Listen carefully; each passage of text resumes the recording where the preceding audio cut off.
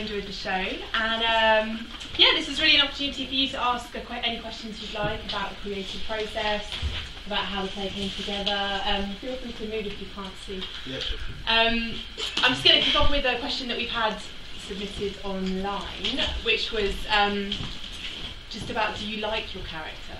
And if you could give your character a piece of advice, what would that be? I tell mine to lay off the drugs. But I know I do like him. Yeah? Yeah, he's fun. He's like, and I think his heart's in the right place, sort of. He's attempting to be moral in a maybe immoral way. But yeah, I like him. I like playing him. Darren? Yeah, I don't like what he did. But no, I like him. And I think it's been quite fun sort of trying to kind of find how to hopefully make him a likeable character despite him doing such an unlikable thing. So yeah, it's been great playing him. It's been fun. Great. I don't know what advice I'd give him. Go do it. Check if you're being taped. Yeah, exactly. Okay, yeah, I like Amy. I think she's pretty cool, icy cool. But yeah, advice I'd give her is get out, leave to it. Great. And how's it been? Kind of, you've all done screen work quite recently. How's it been making that transition to this quite intimate, like, theatre space?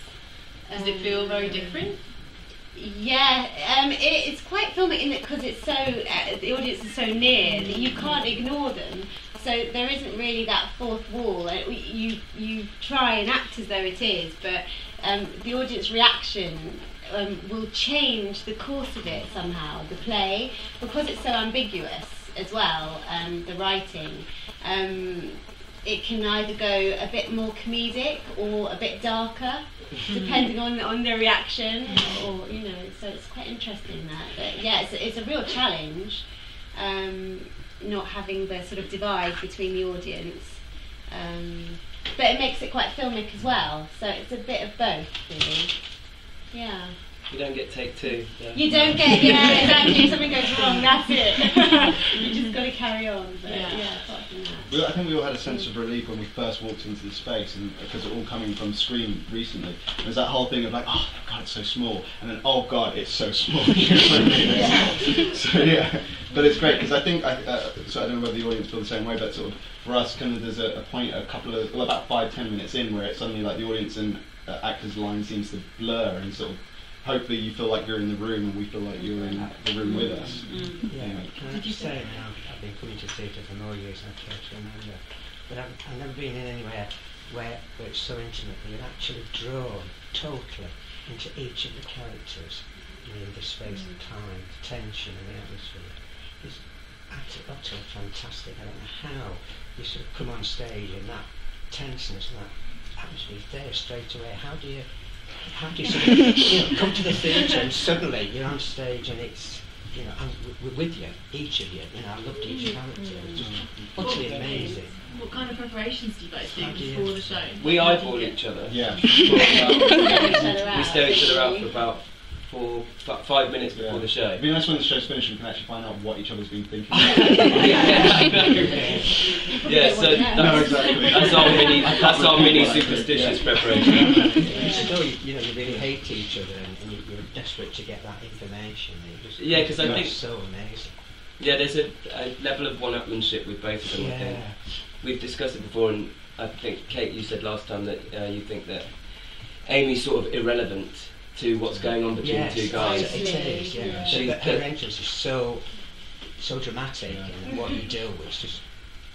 It's even to the point that sort of when I'm talking about you, even after the whole confession and everything, I refer to you as she continually afterwards, sort of to him. So it's like when we talk about him, it's so much more sort of. How do you not get drunk? Looking so much better. It's ginger ale. Oh, is it? I'm sick of ginger ale. I mean, mean, on a matinee and an evening show, I would be drinking 8 of them, so I think I'd be fairly sozzled by the end of it. What about the other substance? The cocaine? That's milk powder. So I get a nice little milkshake halfway through my throat. Glamorous line. Yeah. Nice. So, any other questions? Yeah. We can open it up now. Yep. So when you say you eyeball each other, do you mean you literally sit opposite each other, no words? We stand opposite each other before we Just come stare on. each other out, Yeah. and you never say a word. No, we had laughing bits the other Yeah. day. But usually we're quite professional. Yeah. But yeah, we just And eyeball it each other. varies because it's sort of like sometimes like we each go through different things. So I'm always kind of trying not to get distracted. I think, oh God, he's different today. What's he thinking? Do you know? It's Oh, sort of- really? Yeah, yeah. I always sort of wonder. So I'm intrigued. I to was know probably what he's thinking about what I was having for For dinner. dinner. Do you consciously set that, like that was a decision you made and you said let's not speak, let's not say a word? The director sort of suggested it, Okay. and then we sort of held on to it because we found it quite helpful Yeah, to connect us just before we come on, I suppose. great. Great. A question at the back there? Yeah. What was the processes that you went through to get into your character before you started? I took a lot of drugs.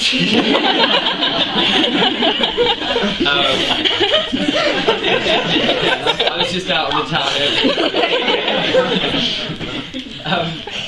I don't know really. What's fun? Well, I'm not going to say that I did what John said. Not very good.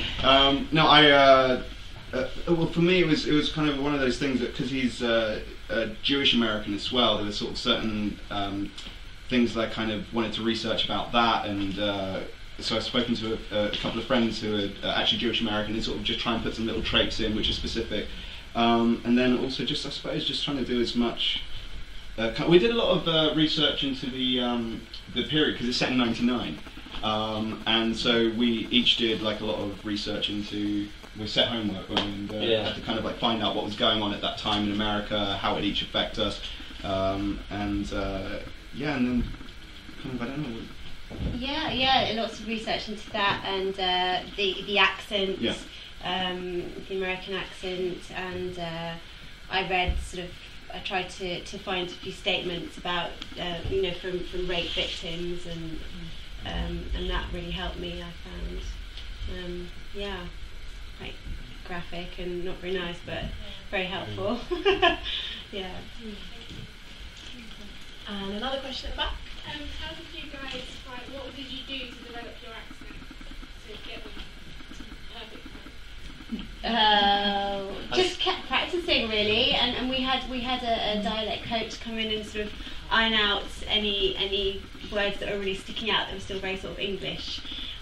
Each of us had different vowels or whatever that we had problems with that weren't quite sitting American yet, and she just sort of made us do lots of exercises.